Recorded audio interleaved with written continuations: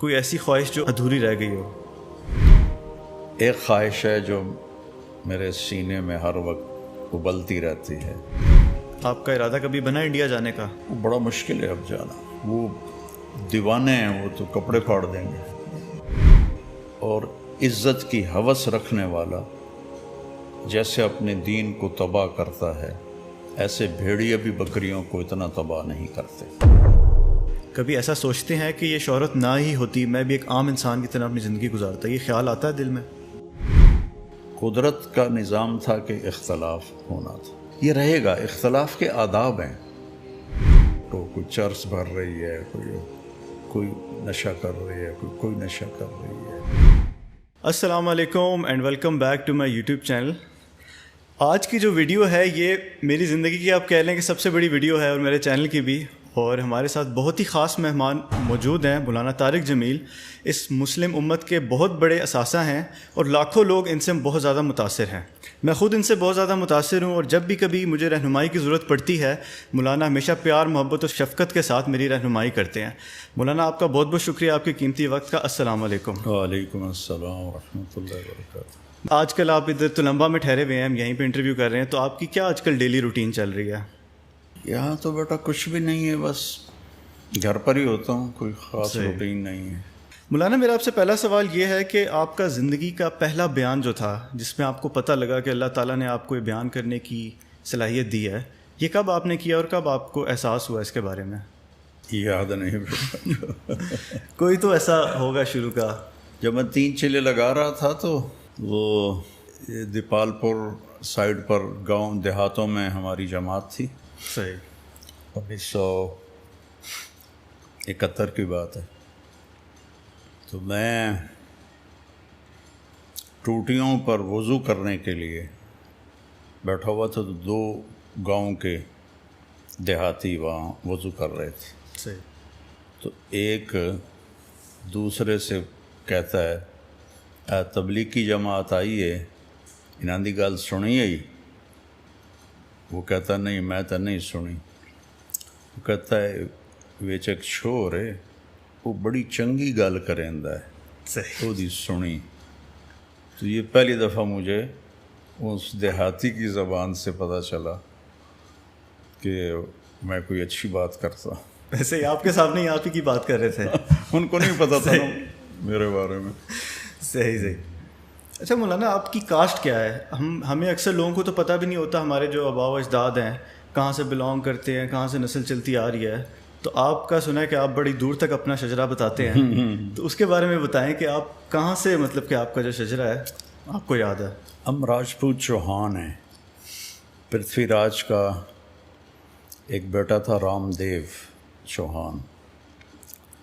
جب پرتھوی راج کو شکست ہوئی 1191 میں، شہاب الدین غوری رحمۃ اللہ علیہ نے اسے شکست دی، پھر اسے قتل کیا اور چوہانوں کی حکومت ختم ہوئی۔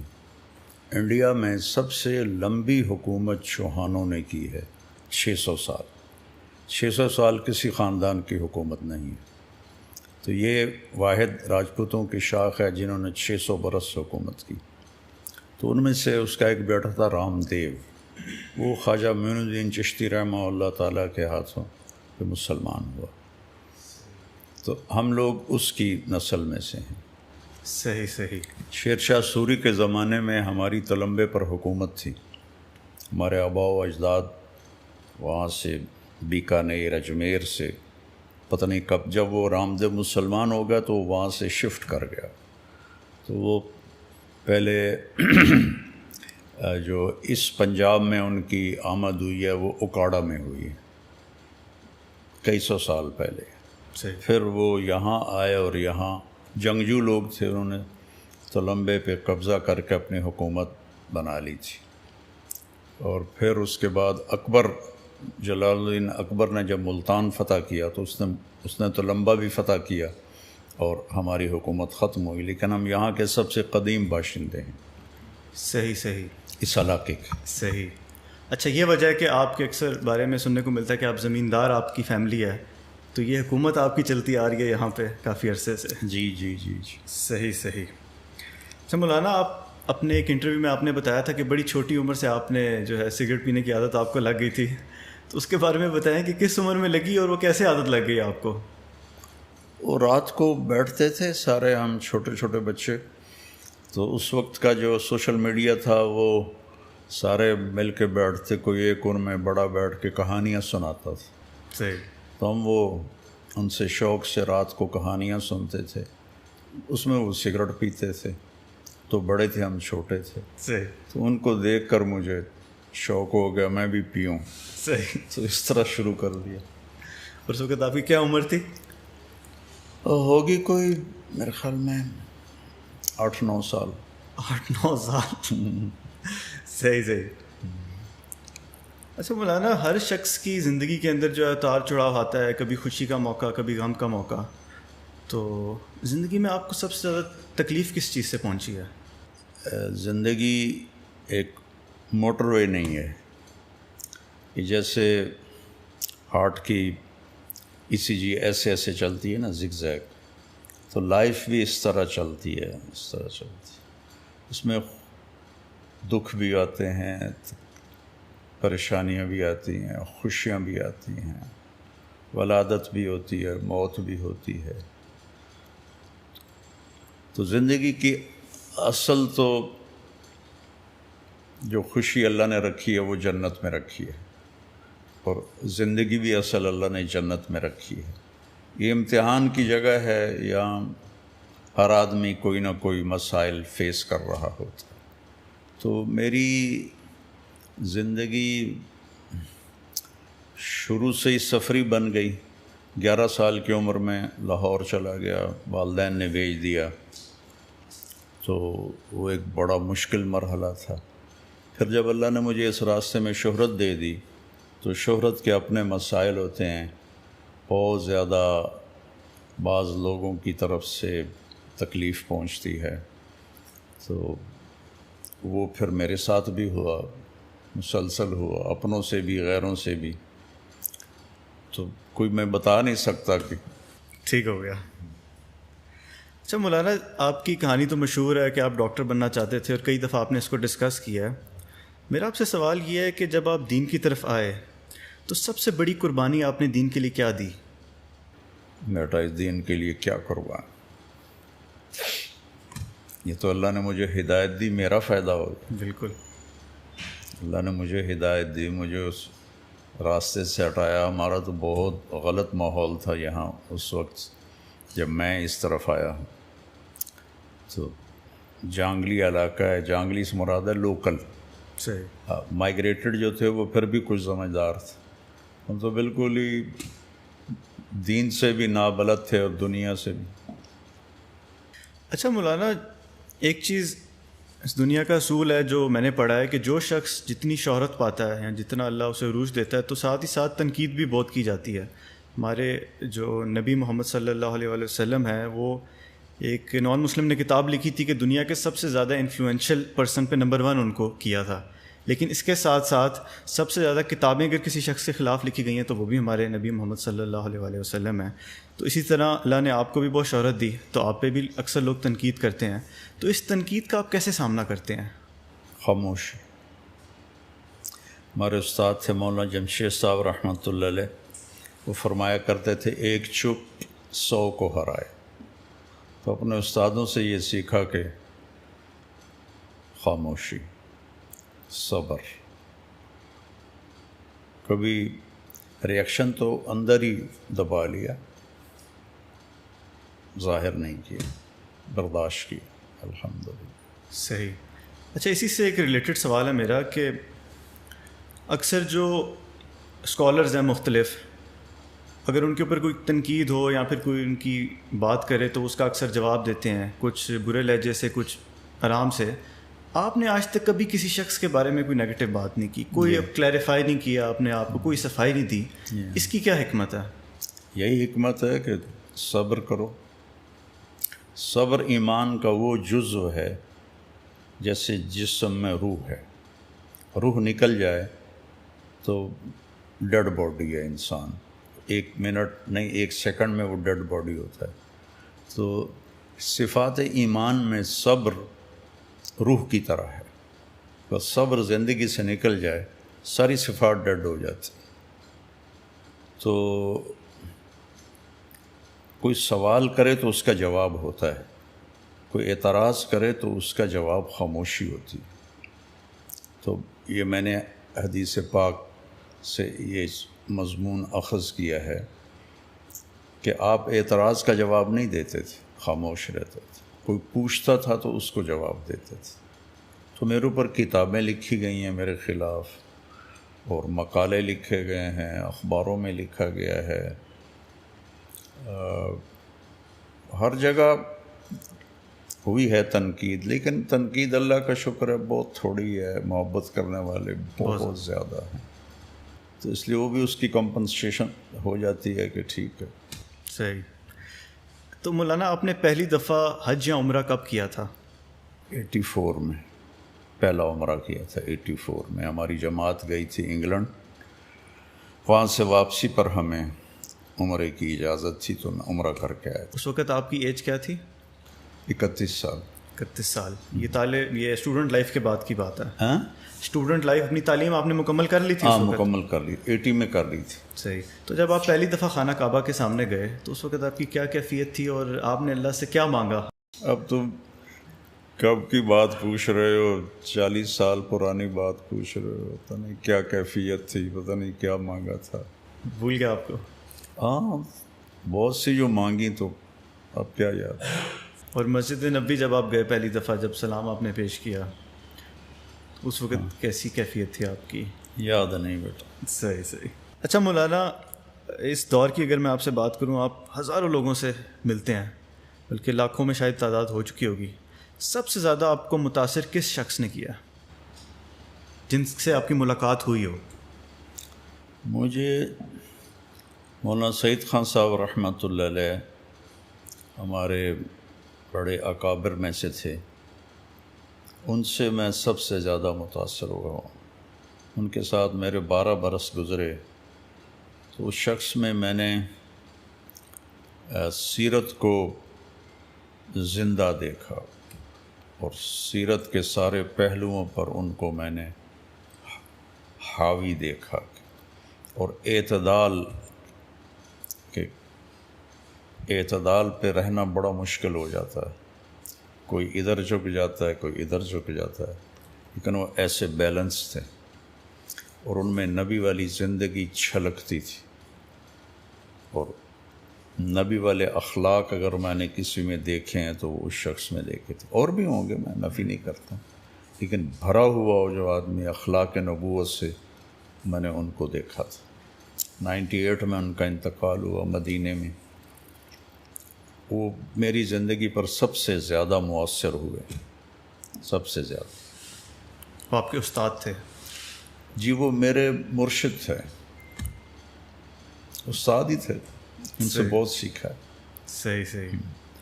مولانا، آپ کی زندگی کا سب سے خوشگوار لمحہ کون سا تھا جس میں آپ سب سے زیادہ خوش ہوں جس دن آپ؟ اگر اللہ مجھ سے راضی ہے تو میں خوش ہی خوش ہوں. کوئی شخص یہ کیسے پتہ لگا سکتا ہے کہ اللہ اسے راضی ہے کہ نہیں؟ اگر وہ نافرمانی سے بچ رہا ہے، ہو جائے تو توبہ کر رہا ہے اور فرمان برداری پہ قائم ہے، تو ظن غالب یہ ہے کہ اللہ اس سے راضی ہے. صحیح. یہ ایک چھوٹا سا معیار ہے. صحیح صحیح. مولانا، آپ کی کوئی ایسی خواہش جو ادھوری رہ گئی ہو؟ ایک بنو امیہ کے بعد بنو عباس کی حکومت آئی، تو اس میں جو ان کا دوسرا خلیفہ بنا وہ تھا ابو جعفر منصور. وہ بہت بڑا عالم تھا.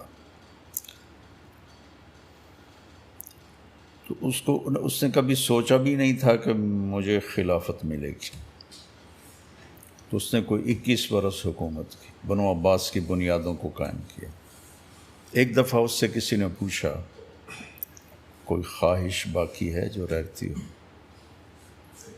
ٹھیک. تو اس نے کہا کہ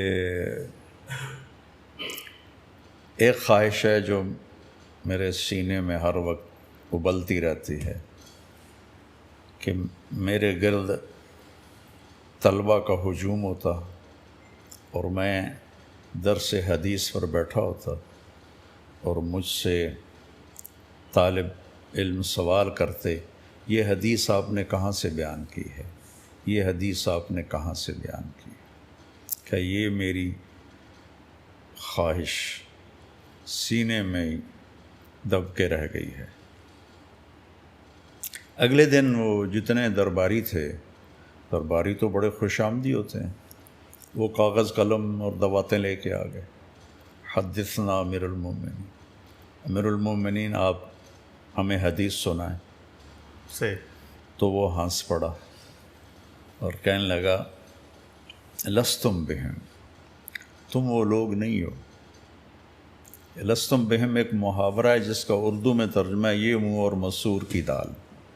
صحیح، سنا ہوا ہے یہ منہ اور مسور کی دال؟ یہ شاہ عالم ثانی کا باورچی تھا محمد حسین، جب انگریزوں نے قبضہ کر لیا تو وہ وہاں سے نکلا اور بہاول پور جانے لگا، وہاں عباسی مسلم ریاست تھی، وہاں راستے میں پڑ گیا رنجیت سنگھ، اس سے ملا تو اس نے کہا تو میرے پاس ہی نوکری کر لے، وہاں جانے کی بجائے تمہارے پاس کر لیتا ہوں۔ اس نے کہا تو تنخواہ کیا لوگ؟ کہا شاہ عالم تو مجھے 300 روپے اور روٹی دیتا تھا 2 وقت کی۔ اس نے کہا یہ تو بہت زیادہ ہے، میں تو 100 روپیہ دے سکتا ہوں، میں تو صرف پنجاب کا حکمران ہوں، وہ تو ہندوستان کا تھا۔ کہا چلو ٹھیک ہے، 100 روپیہ بھی ٹھیک۔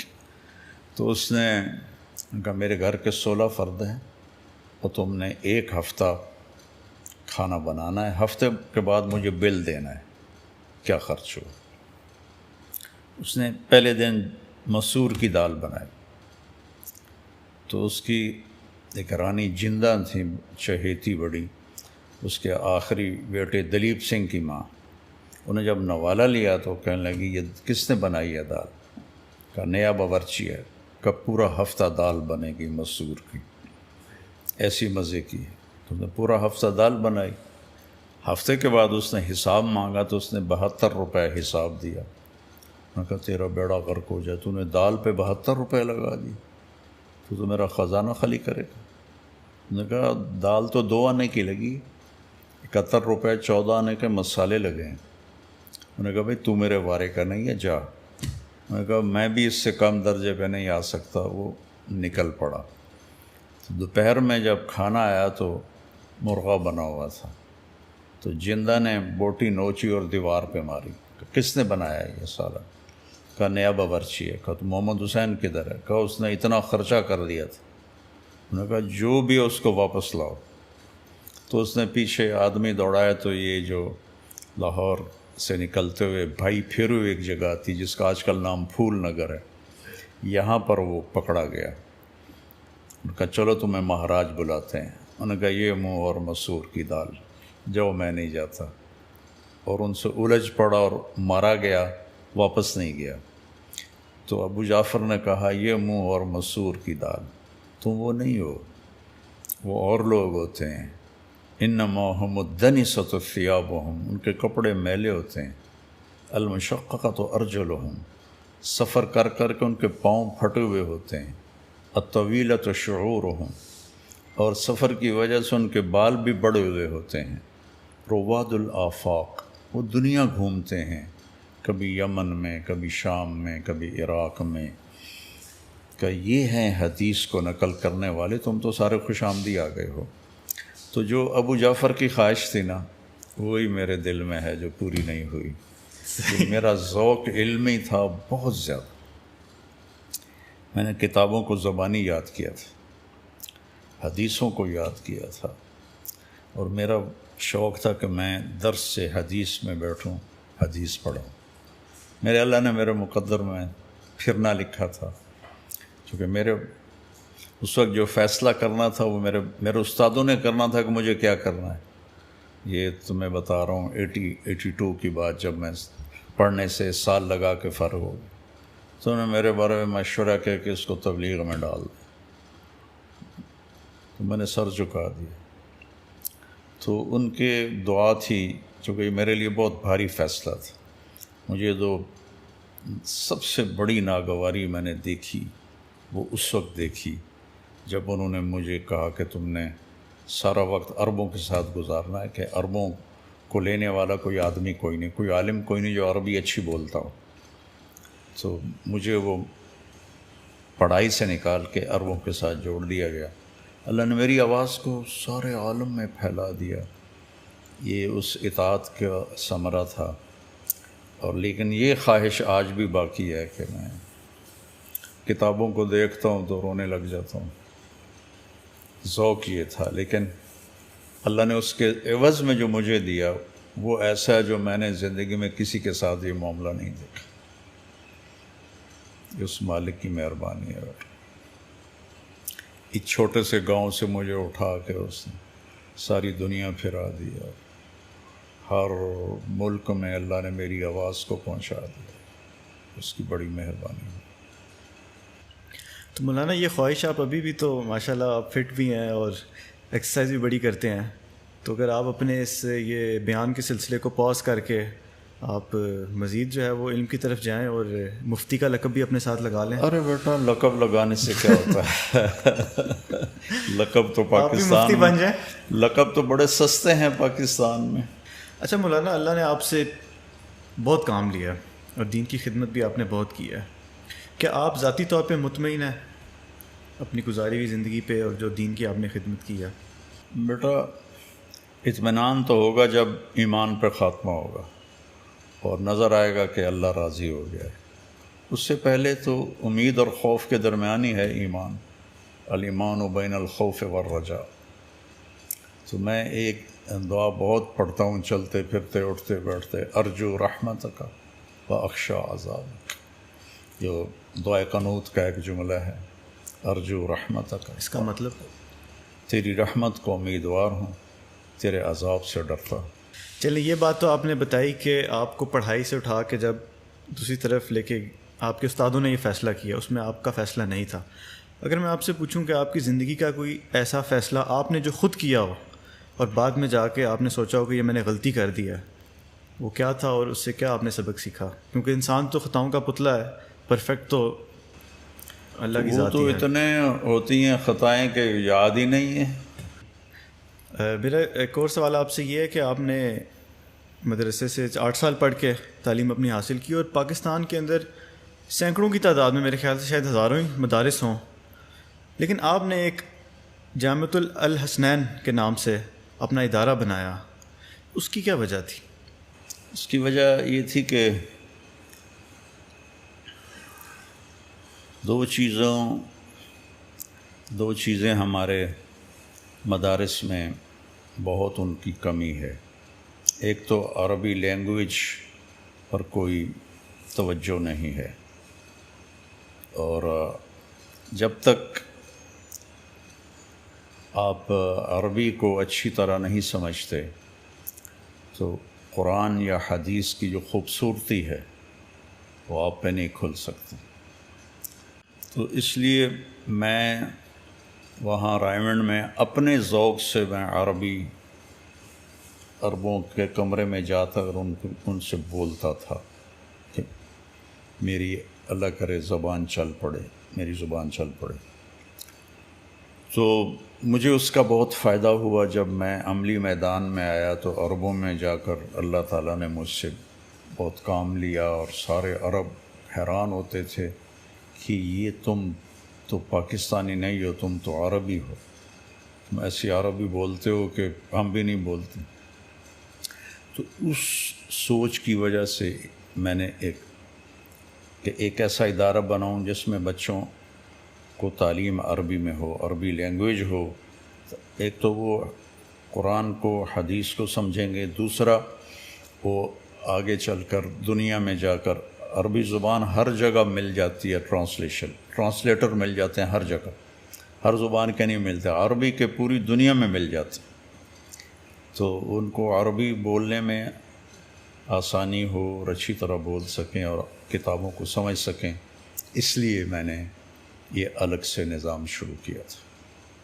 اچھا مولانا، آپ نے کچھ عرصہ پہلے MTJ برانڈ اپنا لانچ کیا، تو میرا سوال یہ تھا کہ اس کا خیال آپ کو کیسے آیا، اور یہ تو آپ کو میرے خیال سے بہت پہلے ہی قدم اٹھا دینا چاہیے تھا، تو اتنا لیٹ جا کے کیوں آپ نے یہ فیصلہ کیا؟ بیٹا اللہ تعالیٰ جب کسی چیز کو وجود دیتا ہے تو اس کا ٹائم بھی ہوتا ہے. خیال بس اسی لیے آیا کہ جب یہ کورونا آیا نا تو زکوٰۃیں دینے والے زکوٰۃ لینے والے بن گئے، تو اداروں کو چلانا، کوئی میرے 10-11 ادارے ہیں، ان کو چلانا مشکل ہو گیا اور فنڈنگ نہ ہونے کے برابر ہو گئی. تو اس وقت پھر مجھے خیال آیا کہ اگر کوئی ایسا سلسلہ اللہ مجھ سے کروا لے کہ یہ جو ہمارے ادارے ہیں انڈیپینڈنٹ ہو جائیں، ہم کسی سے مانگے نہیں بلکہ مدرسہ کی اپنی جو آمدنی ہے اس سے مدارس چلیں، یہ خیال آیا. تو اس میں میرا کوئی دنیاوی پروفٹ لینا یا تجارت کرنا مقصد نہیں ہے. اس سے جتنا بھی میرے حصے میں آئے گا وہ سارا مدارس پہ لگے گا، اور میرے مرنے کے بعد بھی وہ مدارس کو جائے گا. اس لیے خیال آیا کہ مدارس انڈیپینڈنٹ ہو جائیں. اچھا مولانا، شہرت جب انسان کے پاس آتی ہے، جیسے آپ نے پہلے بھی بات کی ہے کہ اس کے اپنے مسائل ہوتے ہیں اور تکبر بھی انسان کے اندر آنے کا خطرہ بڑھ جاتا ہے، تو آپ کو تو اللہ تعالیٰ نے بہت زیادہ شہرت دی، تو آپ پھر اس فتنے سے بچنے کے لیے کیا مطلب چیزیں کرتے ہیں، شہرت سے بچنے کے، تکبر سے بچنے کے لیے؟ بیٹا اصل تو توفیق اللہ کی ہے، اسی نے مجھے اس کی خیر نصیب فرمائی ہے، اس کے شر سے بچایا ہے. اس کا شر ہے کہ میں اپنی شہرت کو مال بنانے میں لگاؤں اور اپنی بڑائی کو کیش کرنے میں لگاؤں. یہ اس کی مصیبت ہے اور اس کی بہت بڑی اس کے اندر چھپی ہوئی یہ آزمائش ہے. آپ نے فرمایا کہ 2 بھوکے بھیڑیے وہ بکریوں کو اتنا نہیں پھاڑتے جتنا پیسے کی ہوس رکھنے والا. طلب نہیں، طلب تو حلال ہے، ہوس رکھنے والا اور عزت کی ہوس رکھنے والا جیسے اپنے دین کو تباہ کرتا ہے، ایسے بھیڑیے بھی بکریوں کو اتنا تباہ نہیں کرتے. تو اللہ تعالیٰ سے ایک اپنے بڑوں کی دعا، ان کی صحبت، اور جب اس قسم کا مجمع ہوتا ہے تو میں موت کو یاد کرتا ہوں، آخرت کو یاد کرتا ہوں، قبر کو یاد کرتا ہوں. لوگ میرے گرد ہوتے ہیں، میں زمین پہ نظر رکھتا ہوں کہ اس کے نیچے جانا ہے، جو ظاہری ایک سبب ہے، باقی توفیق تو اللہ دیتا. بہت مشکل کام ہے شہرت کو ہضم کرنا، بہت مشکل کام. اللہ نے فضل کیا بیٹا، اللہ نے مجھے آج تک تو بچایا ہوا ہے، کل کی قسم نہیں دے سکتا. کبھی ایسا سوچتے ہیں کہ یہ شہرت نہ ہی ہوتی میں بھی ایک عام انسان کی طرح اپنی زندگی گزارتا؟ یہ خیال آتا ہے دل میں؟ نہیں، دیکھو نا، اگر گاہک نہیں آئیں گے تو سودا کیسے بکے گا؟ دکاندار کی خوشی تو اس میں ہے کہ اس کی دکان گاہکوں سے بھری ہوئی ہو. یہ تھوڑا چاہے گا کہ میں بس آرام سے بیٹھا رہوں. صحیح. وہ تھک کے بھی ڈیل کر رہا ہوتا ہے. تو ایسے میں نے کبھی یہ نہیں سوچا کہ یہ نہ ہوتا. اس سے تو میری بات پھیلی ہے، لوگوں کے دلوں میں محبت آئی ہے، میری بات کو اللہ تعالیٰ نے قبولیت بخشی ہے، اور لوگ ہدایت پہ آتے ہیں، راہ راست پر آتے ہیں. ہدایت تو دینے والا اللہ ہے. تو ایسا مجھے شکر ادا کرتا ہوں کہ اللہ نے ایک بہت بڑی نعمت مجھے دی. صحیح.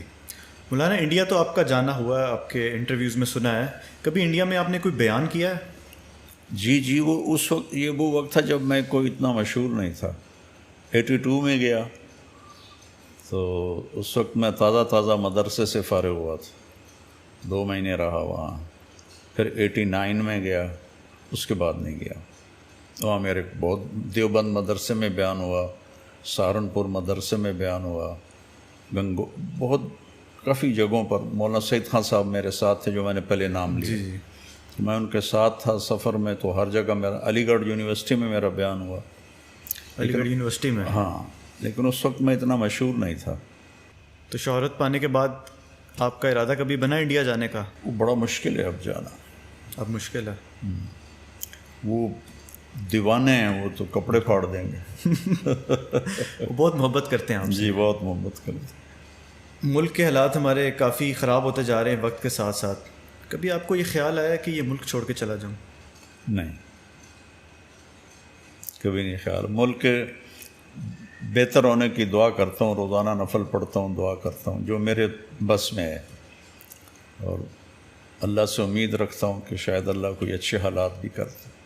لیکن چھوڑنے کا کبھی خیال نہیں آیا؟ نہیں، چھوڑنے کا خیال کبھی. لیکن لوگ آپ کو یہ مشورہ تو دیتے ہوں گے، آپ کے قریبی لوگ یا پھر دوست وغیرہ؟ نہیں. مولانا آپ کے انٹرویوز میں کچھ میں نے سنا تھا کہ آپ کا شاید اپنے والدین سے یا شاید اپنے والد صاحب سے اتنا وہ گہرا تعلق پیار محبت والا نہیں بن سکا بچپن میں دوری کی وجہ سے. تو اگر آج کل کے کوئی نوجوان ہے وہ سیم سچویشن میں سے گزر رہے ہیں، اگر ان کا بھی نہیں بنتا تو وہ کس طرح اس سچویشن کو ہینڈل کریں؟ یہ تو والدین نے ہینڈل کرنا تھا. ان کو اپنے ساتھ رکھیں، ان کو ٹائم دیں. ٹائم نہیں دیتے والدین، صرف ان کے کھانا پینا کپڑے جوتا بس یہیں تک ان کی ہوتی ہے بچوں کے ساتھ جو ایک رابطہ اور تعلق ہے.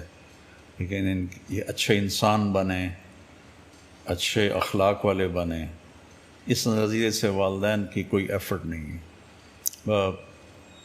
اے آ جائے کتنے اے لیے، بی کیوں آ گیا، سی کیوں آ گیا، اسی میں ہی گم ہو گئی ہے والدین کی ساری محنت اور کوشش. تو چلیں والدین نے تو چھوڑ دیا بچوں کو، اب بچہ بڑا ہو گیا، اس کو احساس ہو گیا اس بات کا کہ والدین نے نہیں وہ کام کیا، اس کے دل میں اب محبت ہی نہیں آ رہی اپنے والدین کے لیے. اب یہ ایک نیچرل چیز ہے، یہ نیچرل. میری 11 سال عمر تھی جب مجھے لاہور بھیج دیا، تو 3 سال میں روتا رہا گھر کی یاد، 8ویں تک. پھر دل پھر گیا وہاں سے. پھر وہ کبھی دوبارہ وہ جذبہ، وہ جوش کبھی نہیں پیدا ہوا. تبلیغ میں لگنے کے بعد عقلی طور پر میں ان کی اطاعت، فرما برداری اور ان کی خدمت ہر طرح کی کرتا تھا. لیکن جس طرح میرا چھوٹا بھائی اپنی ماں کی خدمت کرتا تھا، یہ جذبے اندر سے جذبہ وہ میرے اندر نہیں پیدا ہوتا تھا، یہ خلا پیدا ہو گیا تھا. 3 سال کے بچے کو اسکول بھیجنا بہت بڑا ظلم ہے. ماں باپ خود اس کو کٹ آف کر رہے ہیں اپنے آپ سے. 3 سال کے بچے کو ماں کی گود چاہیے، باپ کا سایہ چاہیے، وہ اسے اسکول بھیج دیتے. جو ماں اپنا 2 بچے نہیں سنبھال سکتی تو ٹیچر جو معمولی سی تنخواہ لیتی ہے وہ 20 بچوں کو کیسے سنبھالے گی؟ یا ان کی وہ ہمدرد کیسے ہو سکتی ہے جیسے ایک ماں ہو سکتی. ایک لطیفہ، ایک ٹیچر پڑھا رہی تھی بچوں کو، بیٹا CUP سپ کہو. تو بچوں نے کہا جی CUP مس کپ ہوتا ہے، کہ نہیں CUP سپ. بچوں نے پھر کہا مس CUP کپ ہوتا ہے. انہوں نے کہا اتنی تھوڑی تنخواہ میں CUP سپ ہی رہے گا، کپ نہیں ہو سکتا. تو بیچاری ٹیچرز کیسے بچوں کی تربیت کر سکتے؟ اتنے میں اتنا ہی ہوگا. صحیح. اچھا مولانا، آپ کے نا بالی ووڈ کے اندر بڑے فنکاروں سے ملاقاتیں رہیں، وہ آپ سے متاثر بھی ہوتے ہیں، بالی ووڈ کے جو ایکٹرز ہیں. سنتے بھی ہیں مجھے. آپ کو بالکل سنتے بھی ہیں، بلکہ بڑا مشکل ہے کہ اس فیلڈ کے لوگوں کو متاثر کرنا، اور میرے خیال سے آپ شاید ایک واحد پرسنالٹی ہیں. آپ کو سب سے زیادہ مل کے کس سے مزہ آیا، یا آپ کو کون اچھا لگا زیادہ؟ مجھے تو بیٹا، میں جس سے ملتا ہوں نا محبت سے ملتا ہوں، اور میرے دل میں ان کے بارے میں نفرت نہیں ہوتی، جس کی وجہ سے وہ ویوز شفٹ ہوتی ہیں. مجھے ان کے اس عمل سے ایک جو دیندار طبقے میں نفرت پیدا ہو جاتی ہے نا کہ یہ برے لوگ ہیں، گندے لوگ ہیں، اللہ نے مجھے اس سے بچایا ہے۔ باقی اللہ کا فضل ہے، سارے بہت اچھا سلوک کرتے ہیں، بس میں یہ فیصلہ نہیں کر سکتا کہ کون سب سے زیادہ اچھا لگا۔ یہ بیچاریاں جو یہ نہیں ہوتی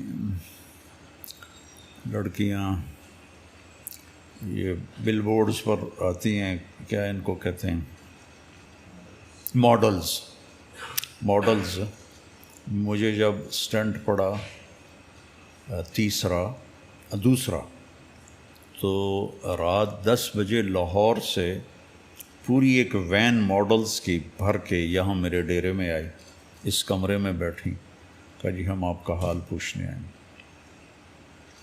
تو میں تو اتنا متاثر ہوا کہ ان بیچاریوں کی اتنی، انہوں نے پھر تھوڑی سی میری یہیں بات ہوئی تو انہوں نے مجھے دکھائی اپنی یہ موبائل میں لڑکیوں کے فوٹو، کوئی چرس بھر رہی ہے، کوئی نشہ کر رہی ہے، کوئی نشہ کر رہی ہے، کہ یہ ہماری زندگی بہت تھکی ہوئی زندگی، اور بیچاریاں پیٹ کی خاطر اپنی غربت کی ماریاں یہ کچھ کرتی ہیں، پھر وہ اس راستے کے کانٹے انہیں چننے پڑتے ہیں۔ تو مجھ سے سارے ہی پیار کرتے ہیں، میں بھی ان سب سے محبت کرتا ہوں۔ ہدایت تو اللہ دیتا ہے، میں تو نہیں دے سکتا۔ اچھا مولانا، ایک ہماری مسلم امہ کے اندر ایک ڈویژن پڑ گئی انفارچونیٹلی، وہ ہے شیعہ اور سنی کی، لیکن میرے خیال سے آپ واحد سنی عالم ہیں جس کو شیعہ بھی بڑے شوق سے سنتے ہیں۔ شوق سے سنتے ہیں۔ ایک تو اس کا راز بتائیں کیا ہے، اور دوسرا بتائیں کہ اس ڈویژن کو کس طریقے سے ختم کیا جا سکتا ہے؟ دیکھو، اللہ کے نبی نے دعائیں کی تھیں کہ یا اللہ میری امت پہ کوئی آسمانی عذاب ایسا نہ آئے جو انہیں تباہ کر دے، تو اللہ نے فرمایا قبول۔ کوئی زمینی ایسی آفت نہ آئے جو انہیں تباہ کر دے، اللہ نے کہا قبول۔ کوئی ان پر ایسا دشمن نہ آ جائے جو ان کو صفحہ ہستی سے مٹا دے، اللہ نے فرمایا قبول۔ چوتھی دعا کہ ان میں اختلاف نہ ہو، تو اللہ نے فرمایا یہ قبول نہیں، اختلاف ہوگا، امتحان ہے، یہ پیپر کی جگہ ہے، وہ تو جنت میں جا کے اختلاف ختم ہوگا۔ تو یہ قدرت کا نظام تھا کہ اختلاف ہونا تھا، صحابہ میں بھی ہوا، تابعین میں بھی ہوا، آج تک ہے، یہ رہے گا۔ اختلاف کے آداب ہیں،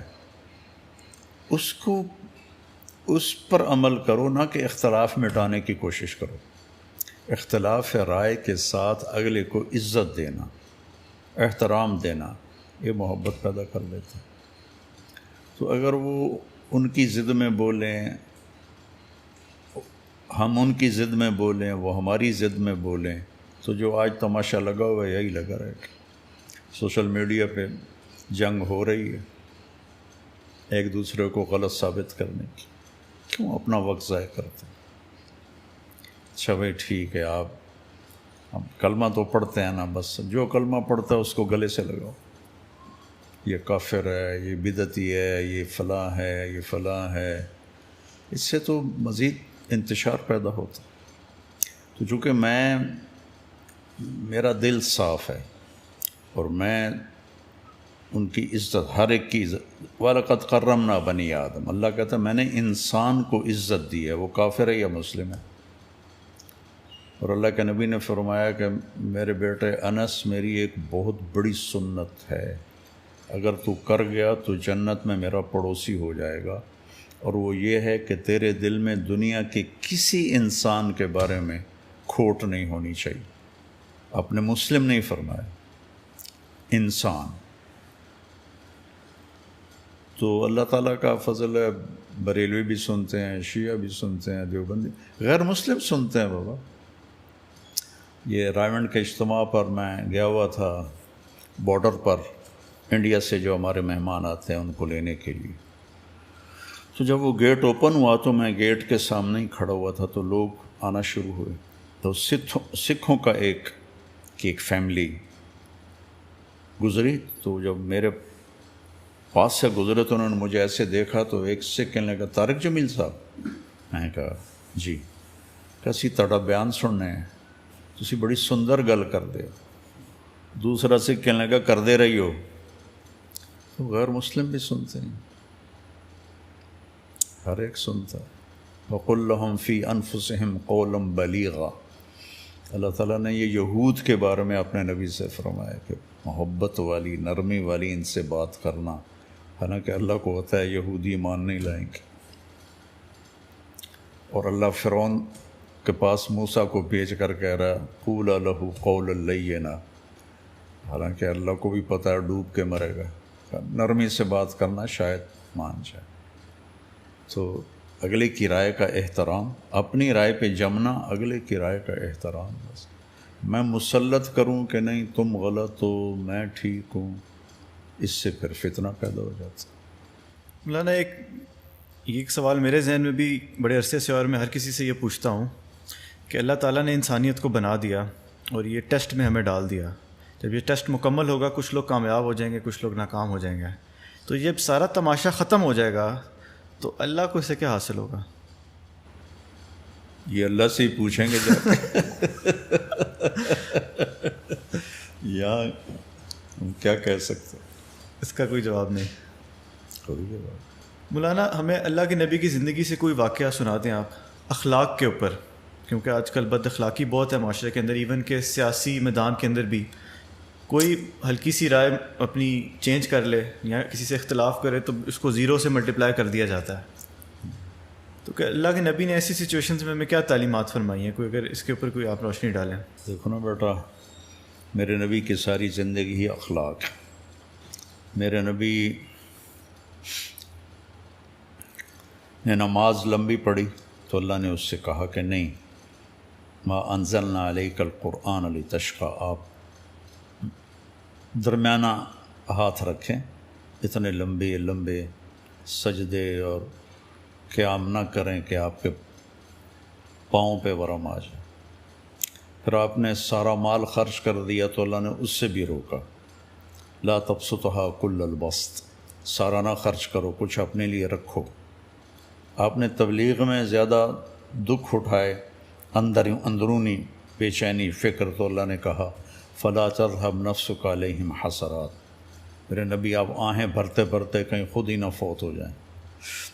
لیکن جب اللہ کے نبی کے اخلاق کی باری آئی تو اللہ نے یہ نہیں کہا کہ آپ میانہ روی اختیار کریں، اللہ تعالیٰ نے نون والقلم وما یسطرون،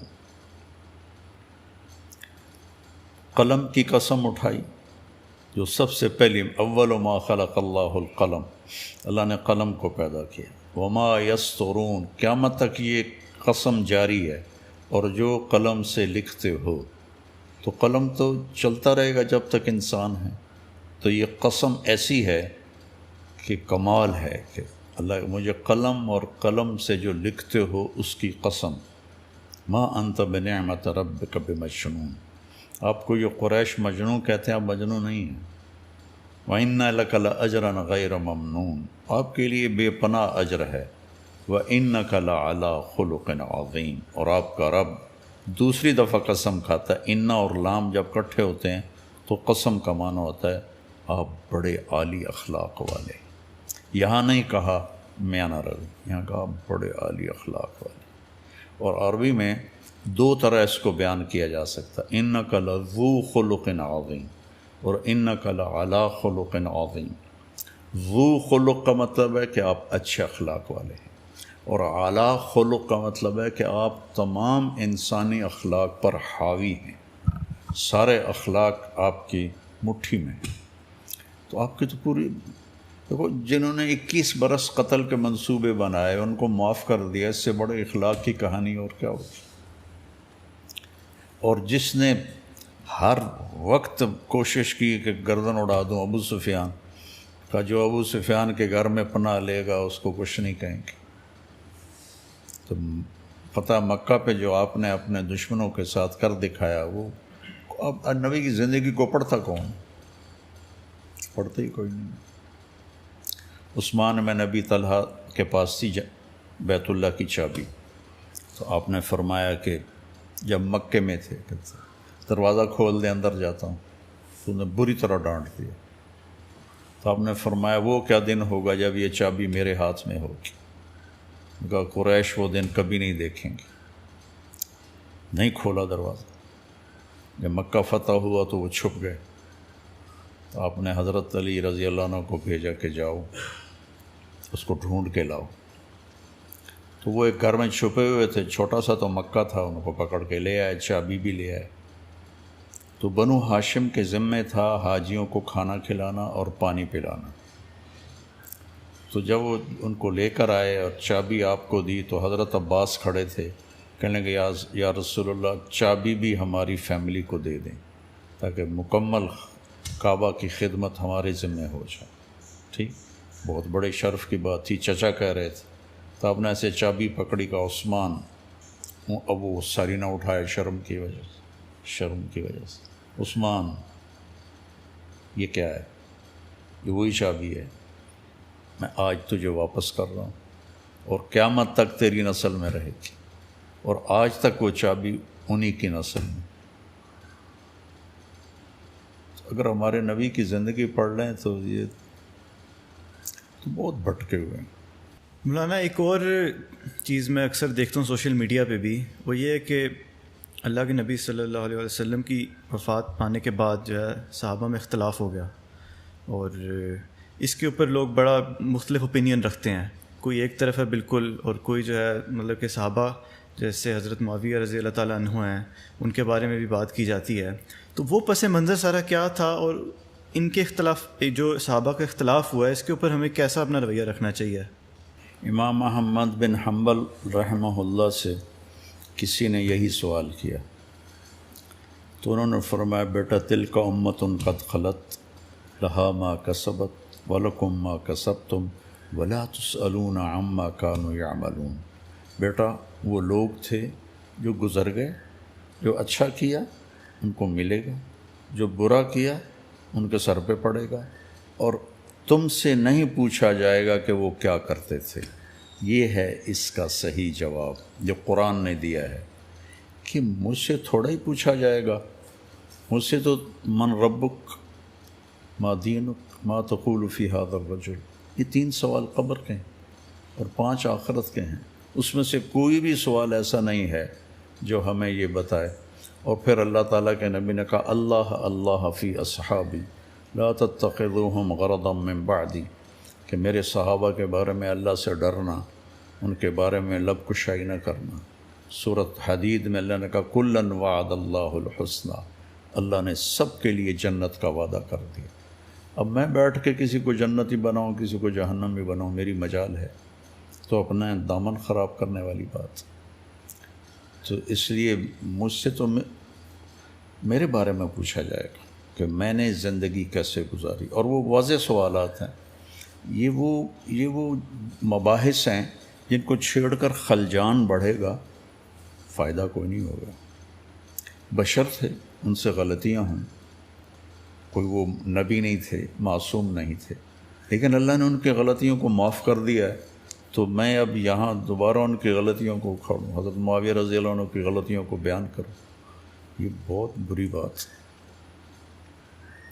اس سے بہت بچنا چاہیے. صحیح.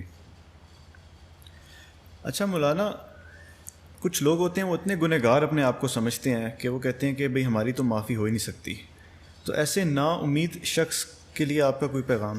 میرا تو سارا بیان اسی پر ہوتا ہے کہ اللہ کی رحمت سے مایوس نہ ہو. جب بھی توبہ کرو گے لوجد اللہ توابا الرحیمہ, دیکھو گے اللہ توبہ قبول کرنے والا اور رحم کرنے والا. مایوسی کی تو بات ہی نہیں جب اللہ ہی کہتا ہے کہ جب بھی توبہ کرو گے میں معاف کر دوں. لیکن مولانا ایک چیز ہے نا کہ حقوق العباد جو ہیں وہ اللہ کہتا ہے کہ انسان ہی معاف کریں گے, تو اس کا کیا معاملہ ہوگا؟ نہیں, اللہ چاہے تو وہ بھی معاف کر سکتا ہے. وہ 100 آدمیوں کے قاتل کو نہیں معاف کر دیا تھا اللہ نے, جو بنی اسرائیل کا واقعہ ہے, معلوم ہے نا. آپ وہ دہرا دیں اگر. ایک آدمی نے 99 قتل کیے تو اس کو خیال آیا میں توبہ کروں, تو اس نے ایک شخص سے پوچھا جو عبادت گزار عابد آدمی تھا کہ میں نے 99 قتل کیے ہیں, میری توبہ ہے؟ مگر توبہ تیری توبہ تو قبول ہو ہی نہیں سکتی. تو اس نے کہا چلو 100 تو پورے کروں. اس نے اس کا بھی سر اڑا دیا. 100 کو قتل کے بعد پھر اسے خیال آیا میں توبہ کروں. تو اس نے ایک عالم سے پوچھا کیا میری توبہ قبول ہو سکتی؟ کہا بالکل ہو سکتی، اللہ تو مہربان ہے، لیکن توبہ پکی ہو یہ شرط ہے. اس کے لیے یہ بستی چھوڑ، اس میں ماحول غلط ہے، وہ سامنے جو گاؤں ہے وہاں جا، وہاں نیک لوگ رہتے ہیں، تیری توبہ پکی ہو جائے گی. میں نے کہا میری توبہ قبول ہو جائے میں تیار. گاؤں سے نکلا، ابھی راستے میں تھا، موت آ گئی. جب اس نے دیکھا کہ موت کا جھٹکا تو اس نے جمپ لگایا، تو وہ اس طرح کر کے گرا، ہاتھ اس کے اس بستی کی طرف تھے ایسے. ٹھیک، تو جنت کا فرشتہ بھی آ گیا، دوزخ کا فرشتہ بھی آ گیا. اب اللہ نے ہی دونوں کو بھیجا، دونوں میں بحث چھڑ گئی. وہ کہے ہمارا مجرم ہے، وہ کہیں ہمارا مہمان ہے. تو وہ کہیں اس نے توبہ کر لی تھی تو اب ہمارا مہمان ہے. جہنم والے کہیں ابھی توبہ پوری نہیں ہوئی، وہاں گاؤں نہیں پہنچا، اس لیے ہمارا مجرم ہے. تو اللہ تعالیٰ نے، یہ بخاری شریف کی روایت، اللہ نے تیسرا فرشتہ بھیجا، بھائی جاؤ بھائی ایسا کرو، جہاں یہ پڑا ہوا ہے وہاں سے دونوں طرف کا فاصلہ ناپو، اگر ادھر قریب ہے تو جنت والے لے جاؤ، ادھر قریب ہے تو دوزخ والے لے جاؤ، یعنی گھر کے قریب. تو حقیقتاً اس نے تھوڑا سفر کیا تھا، ادھر فاصلہ زیادہ تھا، ادھر کم تھا. تو اللہ نے ادھر کی زمین کو حکم دیا سکڑ جا، اور ادھر کی زمین کو حکم دیا پھیل جا. تو یہ زمین پھیل گئی، وہ سکڑ گئی، تو ادھر قریب ہو گیا. تو اللہ نے کہا لے جاؤ جنت. تو اللہ کی رحمت کو ہم پابند نہیں کر سکتے. ہاں قانون ہے، یہ قانون صحیح ہے کہ اس سے وہ معاف کرے گا تو اللہ معاف کرے گا، لیکن اللہ جس کو معاف کرنا چاہے تو اس کو عوض دے دے گا، اس کو معاف کر دے گا. مولانا آپ کا بہت بہت شکریہ کہ آپ نے اپنے قیمتی وقت میں سے مجھے وقت دیا، اور میں نے بہت کچھ سیکھا ہے آپ سے، اور امید کرتا ہوں کہ ویورز نے بھی بہت کچھ سیکھا ہوگا. انشاءاللہ اگلی ویڈیو میں ملتے ہیں. اپنا خیال رکھیے. اللہ حافظ.